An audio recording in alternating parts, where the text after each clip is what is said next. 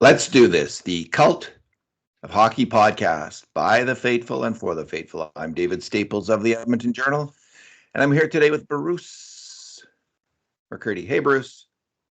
Hey David, how you doing today? I'm doing good. How are you doing? All right, enjoying the Olympics. Uh, Yeah, I have been Watching as well. quite a lot of them, and such a cavalcade of sports, eh? There are so many So sports. many sports, yeah. Kind of separates what you're interested in and what you're not interested in. Although I have to say, like, I'm interested in some sports at the professional level and not at all at the Olympic level. Hmm. And vice versa, I guess. There's lots of sports I watched that on the Olympics, but not. I never watched swimming ever, Yeah. but I So, watch Olympic swimming, and some of the races have been fantastic. yep. Come from behind victories, and some of the other races have been good. I do like the athletics. I like the running races, and there were some spectacular races yesterday, including the men's 100-meter final and the women's 100-meter final, which were spectacular races, both of them. Yeah. Yeah. I always loved track and field, and nowadays called athletics, and very fond memories of the '01 World Athletics Championships held here in Edmonton that I went to several days of that, and it was fantastic. I covered that, yeah, and Yeah. it was remarkable. Just the athletes themselves were remarkable. Like, you can't get over seeing people that healthy and fit. Like, they are incredible specimens. They Hmm. really are Olympians, like capital O. Um, Bruce, this is kind of a quick summertime edition of the Cult of Hockey. Maybe we'll do a few more of these. We will be doing a few more of these in coming weeks, but not a whole lot to talk about today, Oilers wise. But there's the Leon Draisaitl contract. I mean, it's funny because we say there's not much news, but if there's been these momentous decisions about the future of the franchise that happened this summer. Yeah. The signing of a new general manager and the Leon Draisaitl contract Yeah. negotiations. The most important things that are going to happen to the Oilers, and Bowman was important, but this is just Draisaitl's contract is critical. It's crucial because whether or not he signs is obviously huge, but also the amount and the term that he signs for will dictate the future of the Edmonton Oilers in a way that is pretty striking. And one example I used this past week is that when um, when Bowman was in Chicago, he signed his superstars Taves and Patrick Kane, to two different contracts. Their second contracts in the NHL and their third contracts. And their second contracts, Bruce, We're brilliant.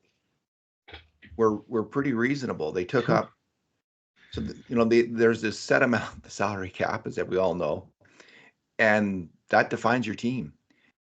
And what he was able to do on the second contracts with those players was get them to sign both for 11.1% of the cap. So between them, about roughly 22% of the cap on the day they signed for Taves and Kane. That leaves you then 78% of the cap to fill in around them. And when he had that 78%, Bruce, they won 3 Stanley Cups. The Chicago Blackhawks won 3 Stanley Cups in 6 years around those superstars. They subsequently signed contracts for that amounted to, on the day they were signed, 15.2% of the cap, Each. 30% of the cap each, 30% of the cap between two players. No. That just left 70% of the cap. And all of a sudden, even though those two players still performed at an exceedingly high level, not much drop off for Kane, maybe a little bit for Taves. Um, but not really. He remained essentially the same player for the next 4 or 5 years. They didn't win one cup. They didn't win one playoff series, David. Yeah. Yeah, not one best of seven series did the Hawks win after Kane and Taves signed those extensions in 2015. Or except not after they kicked in. I'm not quite sure when they signed them, but they just went from powerhouses. They were still good in the regular season, but they couldn't get over the top after that. And Those, the Oilers have never gotten over the top, Bruce, yet. yep, and this is despite the fact. So when McDavid and Draisaitl signed their most recent contracts, they took up roughly 28% of the cap. So they had all McDavid actually his contract in terms of winning the Stanley Cup, it was not a Stanley Cup friendly contract for the Edmonton Oilers or for Connor McDavid. That's just the truth. And I'm not and again, this is framed in a situation where I don't begrudge these athletes at all the amount of money they make, and I acknowledge on an open market, Connor McDavid would be paid $40 million, $50 million a year, I think, in the NHL, and Draisaitl would get $20 million, $25 million a year in the NHL if it was UFA situation, free agent with no cap. That's what I believe, and so it's not like I'm saying in any way, like compared to their value to the franchise, the franchise has shot up to $2.5 billion Canadian, from about 600 million Canadian since McDavid joined the team. I think that's just off the top of my head, but that's because of Connor that increase in value in the franchise is largely due to two things: the arena project and Connor McDavid. So, and lots of hard work by other people. I don't want to discount that, but so this isn't about the discussion we're having today. Isn't about what they're not worth that money and they're going to get overpaid. Blah blah blah. This is about how you win the Stanley Cup in the cap era in the NHL. And the more I see this, Bruce, this contract negotiation, the more I see this isn't like us versus them. And the Oilers, if anyone frames that in the negotiation, what the Oilers have got to do in the negotiation is frame it with the players in a way that they realize, and I think that they do, that this isn't us versus you. This is all of us wanting to win the Stanley Cup under the cap system. That's what this is about. This is us sitting down right now and thinking, how can we win the Stanley Cup? And what happens here today when we sign this contract, if we sign this contract, is absolutely critical to it. And we would like to pay you, and we would be open to paying you 20% of the cap, because we all know your value, both of these players. What does that do for our cup chances, our collective Stanley Cup chances? It craters them if you get that 20%. And even if you get 15%, and if you guys take 30%, that's going to have a huge impact on our collective ability to win the Stanley Cup. So the frame I've been using is there's a common phrase in the NHL is there's winning and there's misery. So there's a carrot of winning and the stick of misery. And the more that you guys take, unfortunately, that is a win for you getting more money, but it's more likely it's going to lead to the misery of losing in the playoffs and the regular season, but in the playoffs especially. And that's the reality that everyone in that room is dealing with. And the less they take, the more likely you get that incredible carrot of winning the Stanley Cup. I don't think they're going to be around 22%. Nope. On the salary cap on these two contracts. But the numbers that we're starting to hear, Bruce, like Bob Stauffer's said on the Draisaitl contract, there's no way he can take less than $13.25 million a year. Well, that's 15% of the cap right now. That's the 30% number. So I think, I'm not sure, I haven't worked out exactly I think what they're getting right now between them is what percent of the cap this year? Well, it's 21 million out of 88.5, so it's a trifle below 25% between the two of them.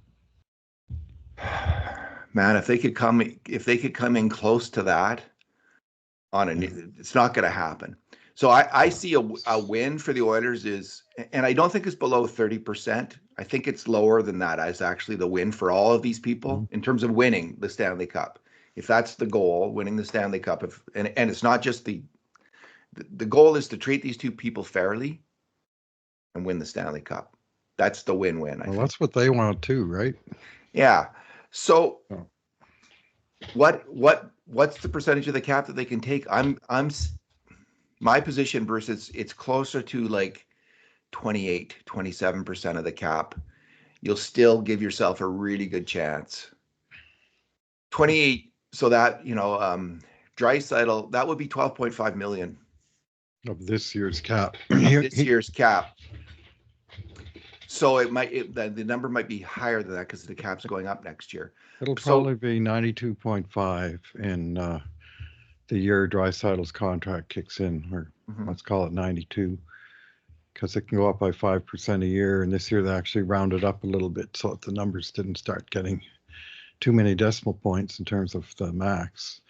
So anyway, I'm guessing 92.5, barring some other global catastrophe like happened in 2020.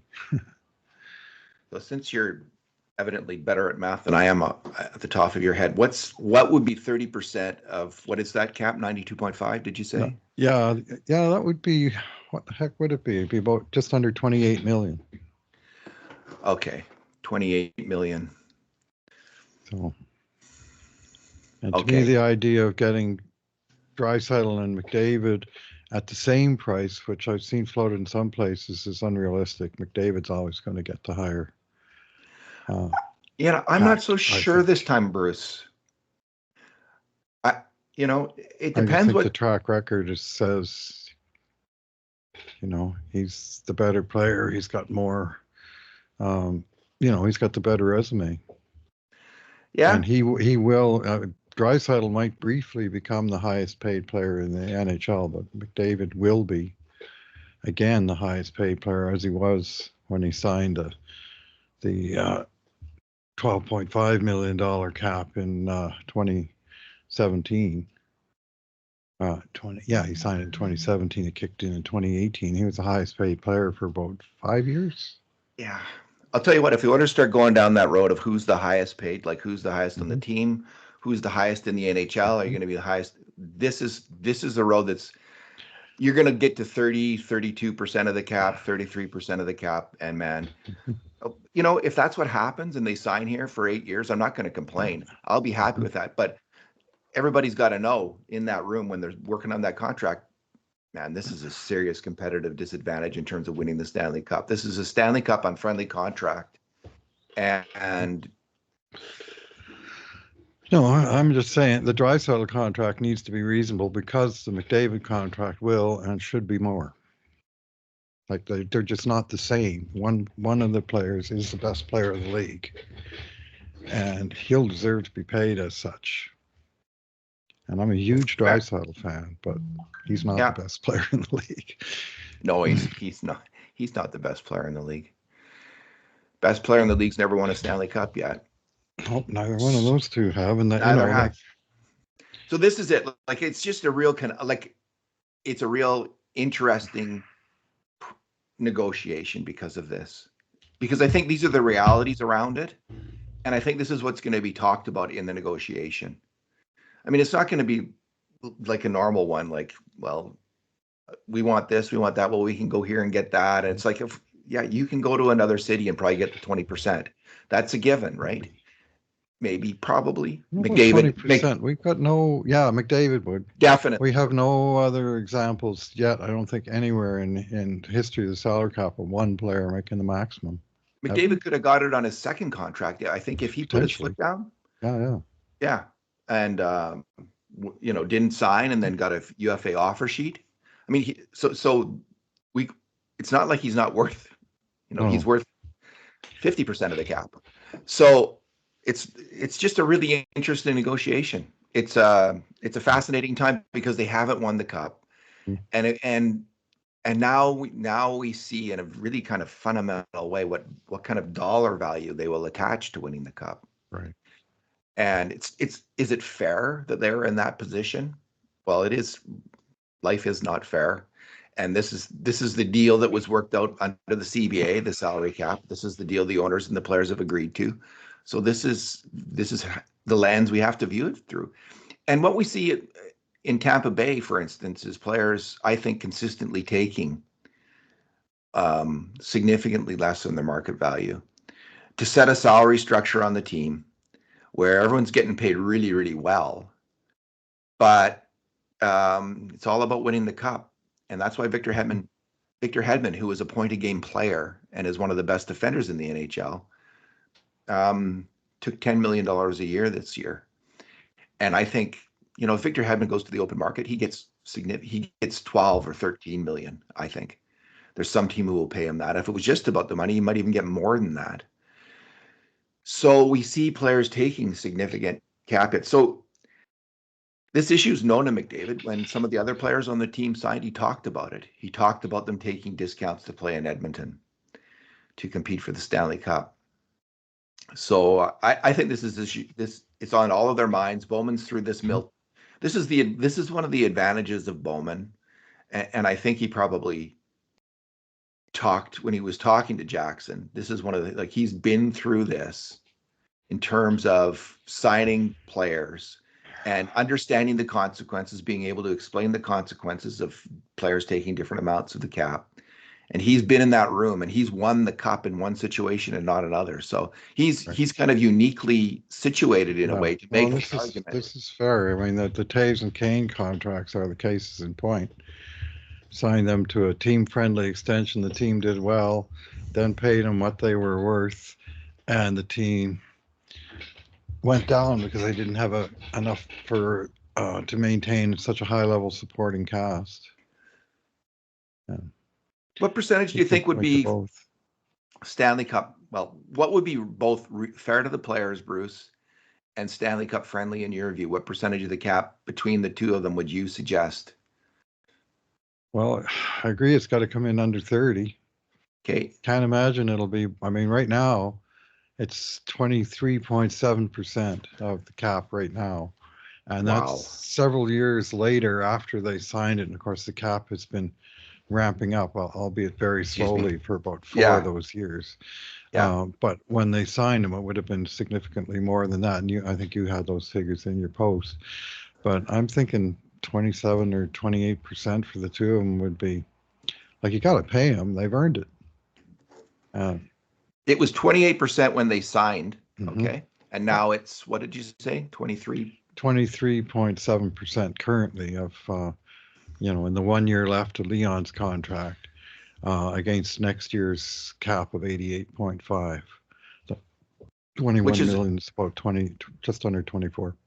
Which is a good talking point, right? We almost won the cap this year. One of the factors, undeniable factors, was U2 players getting 24% of the cap.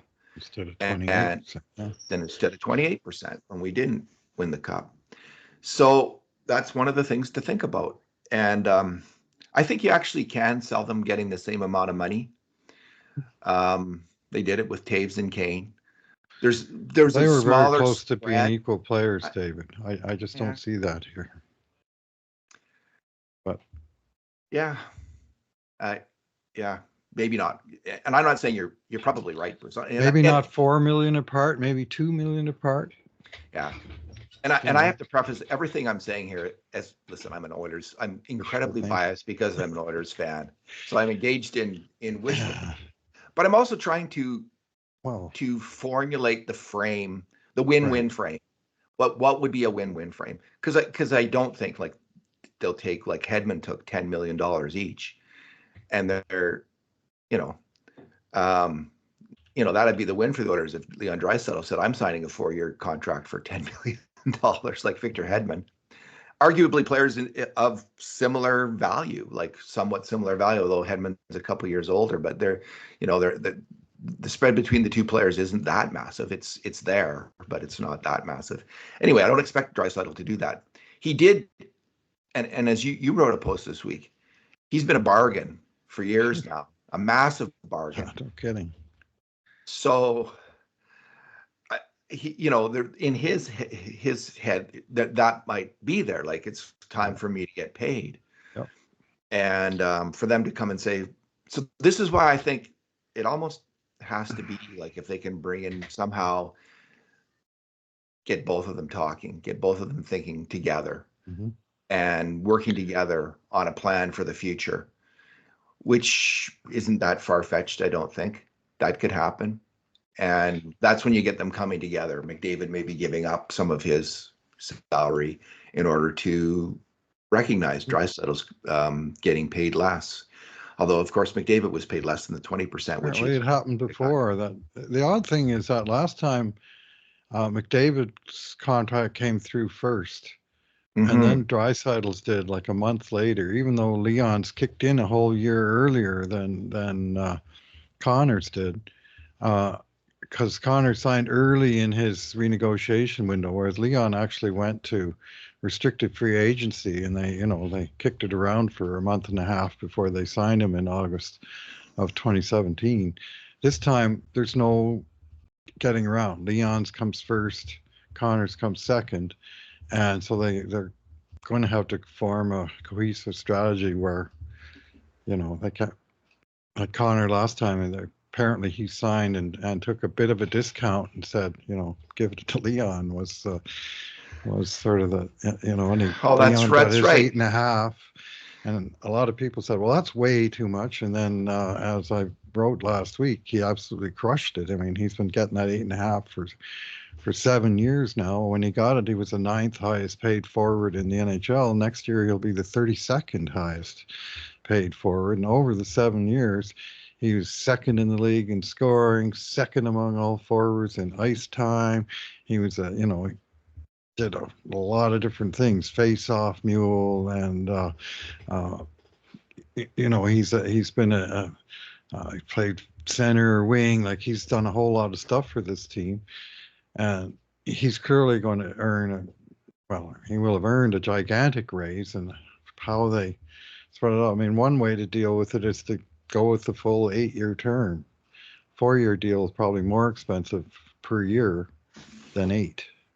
Yes. And it's, a 4-year deal is a big gamble by the player that if his play falls off, then the next 4 years he won't get as much. So getting the security of an 8-year deal might keep the price tag down a little bit. Yeah. I guess what I want to stress is just the idea is that this isn't like other negotiations with players. No. The Oilers there's no real leverage. There's really there's no leverage. This isn't about that. And there's only, but there, I understand what you want to do in contract negotiations is get to the win-win, get both sides winning. And that's got to be the real focus here. And I think it will be. I think that there's going to be a really interesting discussion between these players and the team about what it's going to take to win the Stanley Cup in the next few years. And each other. And I think that, and again, speaking as an Oilers fan here, I think we're going to be happily surprised. I think we're going to see, so I agree it's got to be less than 30%, Bruce, at the start. So last time it was, as I say, 28% at the start. I think we're going to see something close to 28% at the start. The day these two contracts are signed, a combined 28% this time as well. But the percentages that each player takes will be a little closer to each other. 13, McDavid 15? will, something like that. So that's going to be not easy to win. That's going to make it really hard to win. Because frankly, they overpaid so much on Darnell Nurse, who's not been living up to his contract. They've got the Jack, they've made some mistakes. The Jack Campbell contract is going to be paid out over the next few years. Unless Darnell Nurse just cranks it up and gets back on track in terms of, like, he's steadily developed as a better defenseman. Mm-hmm. And then all of a sudden cratered in this past half year. He just had the worst half year of hockey that he's had since he was like a young player in the NHL. His game came apart of this team. So anyway, they've got some things they've got to, work out between, they've got to deal with in terms of winning. Nurse isn't going anywhere. He's here. So he's got to play better. But if, they've got to pay him a lot of money. They're going to have to pay Evan Bouchard a lot of money. They've got Broberg and Holloway to sign. They're going to probably get the minimum contracts unless there's an offer sheet at this late date, which is always still a possibility. They've got Skinner to sign coming up. They've got Jeff, if Arvidsson and Jeff Skinner come up and do well, they're going to have them to sign again in a little while. So if you want to win the Stanley Cup, there's got to be money for other players as well. Right. And it's just, I think that the fullness of that argument and that idea is going to hit hard with both with McDavid and Draisaitl, who really want, I think genuinely are desperate to win the Stanley Cup. And I think that this is going to, I guess I'll say if I see 28% or less for both players combined, I'll take that as the message was delivered and received and accepted, and it's a win-win. If it's more than that, it starts to be like it's going to be tough to win. It's going to it gets increasingly tough to win with every percentage they take. And when you start to hit 30%, 31%, 32%, like if that's the case, and Austin Matthews, by the way, took 15.9% of the cap when he signed in Toronto. Just on a 4-year deal, though, but 15.9% of the cap. Yeah. So if we start to get to Austin, he's the lead dog in Toronto, and some would make the case that Draisaitl is the equal or even better than Matthews.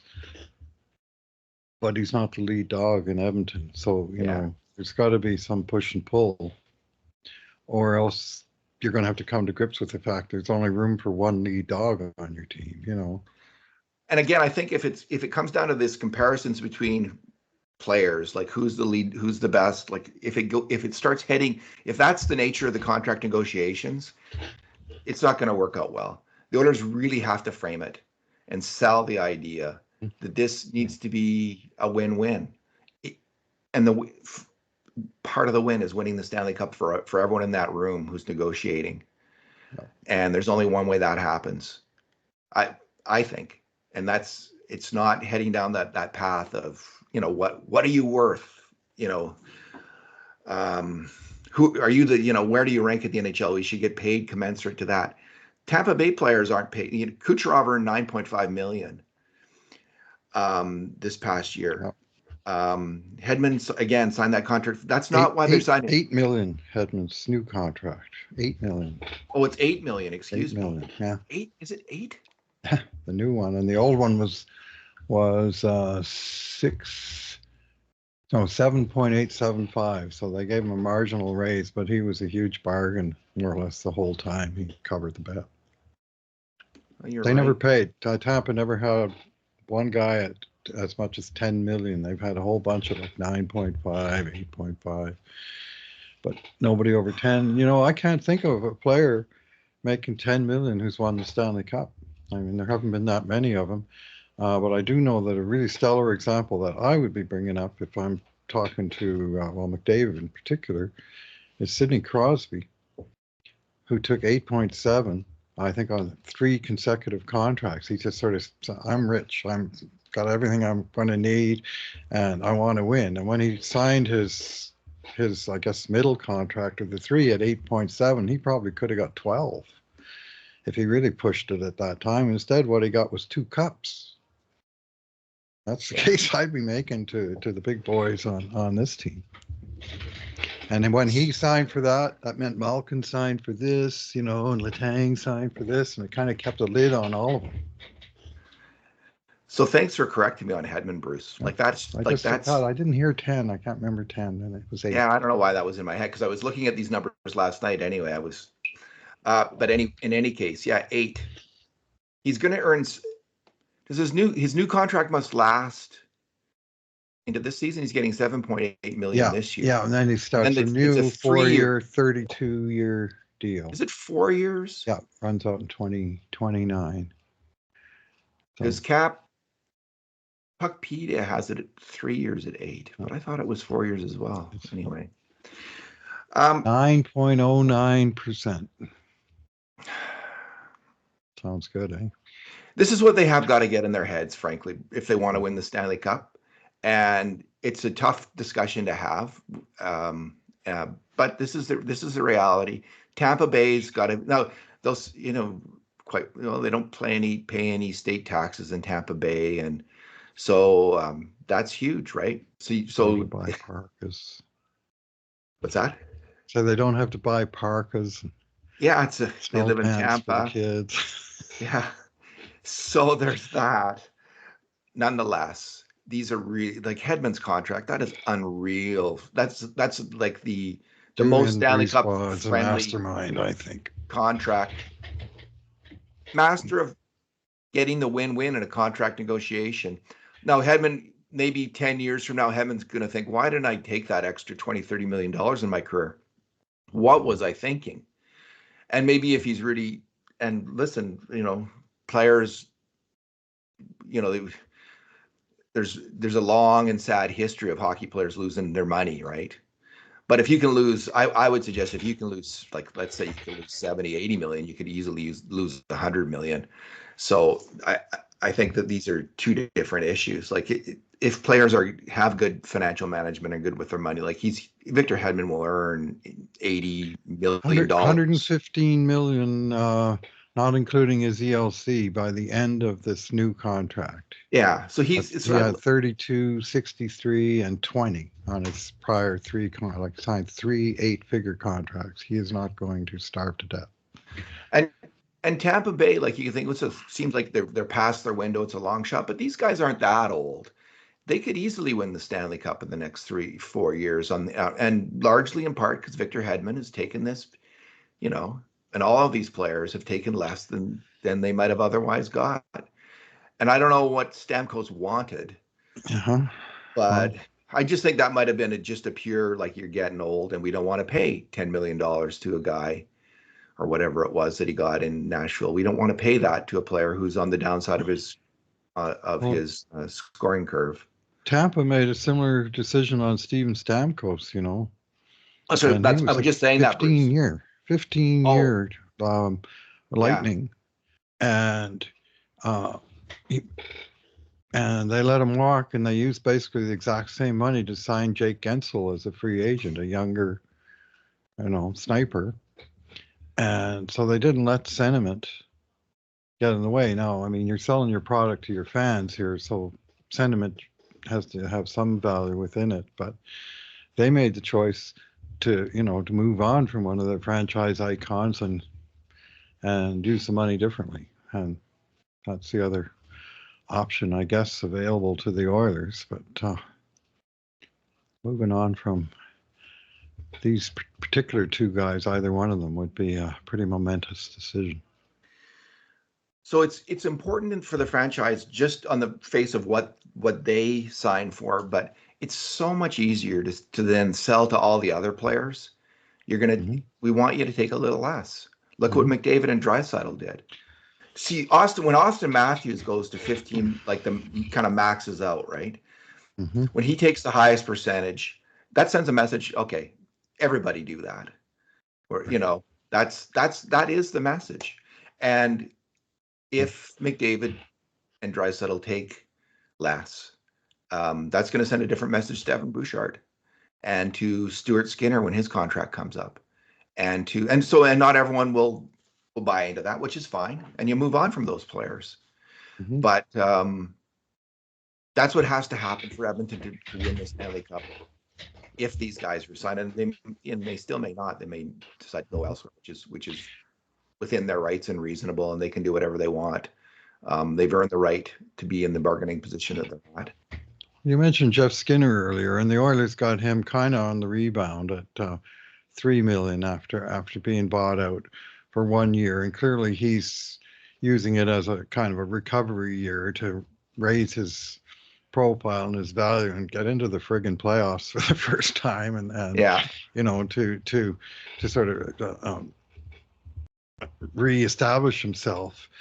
And if he comes through and he has a 35 goal season, I think what Stan Bowman's going to have to do, and he's probably almost going to be forced to do, is not do the Ken Hollins thing and say, "Oh, this guy solved all our problems. What does he want? Let's give him term. Let's, like when they signed Evander Kane for a 1 year deal and he had a good year. Well, let's give him 4 years at, over $5 million to keep him around." Brett Kulak had, came in the trade deadline, and let's give him 4 years to keep him around. And that's Although really that's sort of worked out. chopped into their flexibility Yeah. because everybody's signed for 4 or 7 or 8 years on their. And one thing Jeff Jackson established in his short time as caretaker GM is no 4-year deals, right? 3, 2, or 1 was everything that he did. No 8-figure deals. The most he went with was a $4 million cap hit.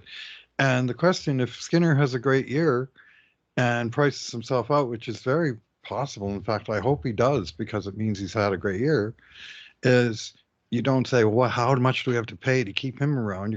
You look around and say, who's the next Jeff Skinner? Who's the guy that's just coming on the market that he will want to land in Edmonton to revive his career, just like Jeff Skinner just did? And you'll have that flexibility to bring him in on a $3 million contract if all the other players don't max out their contracts. If they, because again, we're dealing with Draisaitl and McDavid at 24% combined, and that's what allows you to afford Arvidsson and Skinner for this little window here. But if they get back up, if they get up to 30, 31%, 32%, 33%, whatever it is, then you can't even do that. You can't bring those players in on the short term. So, right. If you give Skinner's money to Draisaitl as a raise, then you're basically saying, congratulations, Leon, and your new left winger is Drake Caggiula. Dominic, we'll bring back your best friend, Dominic Cahoon, for another go at it. Yeah. We do have, there's going to be some relief in terms of the Connor Brown bonus. It's just a 1-year blip. That'll reappear in the available salary next year. The James Neal buyout is in its last year. That'll come back. On the other hand, the buyout of Jack Campbell, that figure is going to get worse next year. But overall, like the dead cap situation should improve significantly next year, and the cap should go up. So there is, some room, but you can't give it all to one guy. Yeah, well, it'll be an interesting discussion, Bruce, and I think the Oilers have a really good case for a win-win, and I just hope the Oilers follow the example, of those Tampa players, and find their inner Victor Hedman, and head in that direction. But we'll see. Yeah. And again, I don't like if everyone's different. If people have different priorities, and making money is a huge priority for everybody. And I'm not gonna. It's obviously a huge thing. And their careers are short. You can get injured, and Ray Ferraro. I've heard him talk about this. He says players are just crazy not to take the money. It's just insane not to do it. So I understand that attitude and that thought. I don't, and I will try not to complain if they go to, if it's like 30%. But the proviso is be aware that it makes it really, really hard to win, not just the Stanley Cup, but as we saw in Chicago, as you pointed out there, another playoff round. Are you sure they didn't win a playoff round? They beat the Oilers in the play-in round in 2020, best of 5. But the last time they won a best of 7 playoff series was 2015 when they beat the Rangers for the Stanley Cup. That was the last best of 7 series that Stan Bowman won as a GM before Connor McDavid was even in the league. So still kind of has me scratching my head as how he was the one. But as you say, it's his experience dealing with the Kane and Taves scenario, both the good one and the bad one, should inform, the delicate nature of what he has to do next with the Oilers' big 2. Kane and Taves were going strong until about 2020, Mm-hmm. and Kane after that continued on. But in those 5 years where there's still really strong players, yeah, they lose in the first round of the playoffs 3 times, Mm-hmm. and they out of the playoffs 2 out of those 5 years. Yeah. So that's just a real great example of what happens. And the Crosby example, Bruce, I'm going to write about this tonight. I think I'm just going to get into some of this stuff, and um, Yeah, and it's Bowman trading Artemi Panarin for Brandon Saad didn't exactly help matters either. Like, there's there's how some you bad moves. manage, it's how you manage the rest of your roster. And even That's Bruce, pretty when huge. even when they won the cup in 2009, was it 2010? 10. Um, 2010, that summer they had to part with Andrew Ladd and Dustin Bufflin. Oh, Like like there was, even then, when they were well, only earning 22% of the cap, they couldn't they afford went to keep these players apparently. they went from ELCs, David. Both guys were on the third year of their ELC when they won that first cup. So they went from like 800 grand or whatever. I mean, even with bonuses, they had pretty good bonuses because they were high draft picks, but still their salaries went way, way up. And there was a few other guys that were kind of like Duncan Keith. He signed a big extension at the same time. Nick Shamerson signed a big extension at the same time. In fact, they had to match an offer sheet to keep him. And because they won the cup, all these guys were pricing themselves up, and Ladd and Bufflin, they didn't just need to stick around. They wanted raises as well. So Bowman had to make decisions. Who's the core guys of your team? Who do you want to keep, and who are you prepared to part company with? And I think mostly his decisions were good. I mean, Bufflin, nobody knew he was going to be a 24-minute defenseman at that time. He was playing forward. But the guys that they chose to keep and build around were, crucial to all three of their cups in the end. I wonder what Dom Lucian has as Victor Hedman's worth That's a as a good question. player. Just he recently wrote a post. Every team's best contract value in 2020. So I'm gonna. It wouldn't have, like I'm gonna peg his value, like his real value, at around somewhere between 11 and 12 million a year. Mm-hmm. I don't know what Dom had to say about this, because he's got a fairly strong method of determining it. I just don't know if I can find his post on this.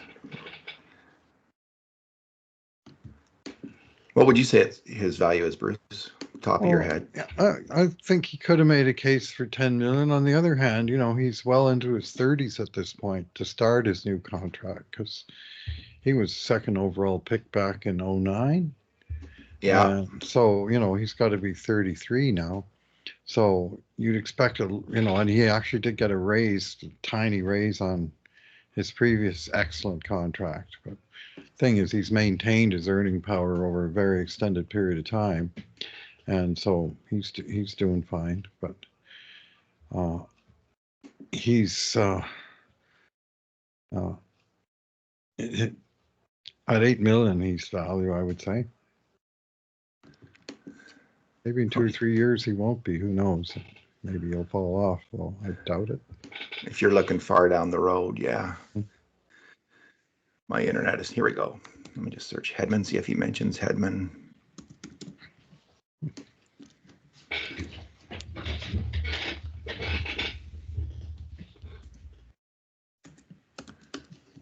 Alrighty. And of course I can't find it. Tampa. Anything else, Bruce? We're starting our prospect series as I look for this. Yeah. We'll be just getting into the introductory phases of our prospect series. Oilers have 33 players who classify as prospects by our definition, which essentially is, are they eligible for the Calder Trophy or not?